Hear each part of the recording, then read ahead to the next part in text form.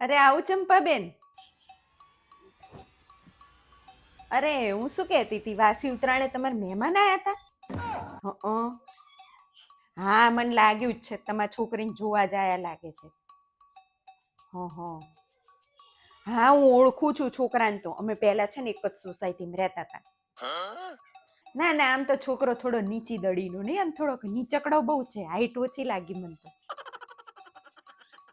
ના ના, એ આમ તો બધું સારું જ છે. અમારી અહીંયા બાજુમાં જ રહેતા હતા ને એટલે મને ખબર. પણ એની મમ્મી થોડી બાજકણી બહુ છે. આખી સોસાયટી હારે બાંધતી હતી, એટલે તો મકાન વેચીને આવી લીધું. બાપા, બાજુમાં રહેવાય એવું નતું, બહુ બાંધતી હતી. હા, આમ તો આમ સારું છે બધું, પણ છોકરાએ વચ્ચે દેણું કરી નાખ્યું હતું ને. હા, એ ઘર સિવાય કઈ નહીં. જો આમ તમારે શું જવું હોય જોવા? એ ઘર રહ્યું ને એક જ છે, બીજું કઈ વાંય વધવા જ નહીં દીધું, શું જોવા જવું હોય? હા હા, આમ તો કોઈને પૂછવા જેવું નહીં, સારું છે. છોકરાને પગાર બગાર સારો છે. હા, એ તો હમણાં વચ્ચે થોડુંક ઊંધારા વાળે ચડી ગયો હતો ને, તે દારૂ જુગાર ને બધું એમાં દેણું કરી નાખ્યું. માથાને વાળ કરતા જાજુ દેણું હતું. હા, એટલે તો જમીન બમીન બધું વાહે કઈ રાખ્યું જ નહીં, વેચી જ દીધું છે. બાકી એ છોકરાના પપ્પાનો સ્વભાવ બહુ સારો. હા, એ એકદમ ભગવાનનું માણસ.